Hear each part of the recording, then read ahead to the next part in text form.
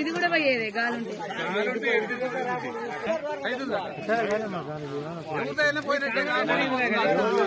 అది రాకుండా ఇటు పోయండి నీళ్ళు మొత్తం ఎత్తంలే పైన చేస్తాం ఆగిపోయినాక పక్కనే అనుకోదురా ఇంకా మనం పోయలేదు ఇక ఆయన వచ్చానికి తిరిగి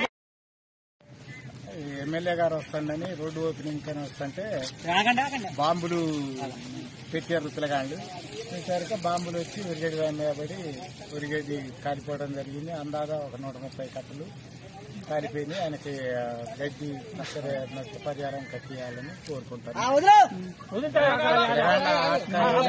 కాల్చారు బాంబులు. ఎమ్మెల్యే గారు అక్కడెక్కడో ఉంది. రామచంద్ర నాయక్ గారు ఏం కావాలి మరి మీకు? గడ్డి పశువులకి పోయింది కాబట్టి కొనియాల. ఎంత నష్టం జరిగింది ప్రస్తుతానికి? దరిదాపు అయితే దరిదాపు ఒక 6,000 7,000 సరే 10,000 కట్టించుడు తోలకం.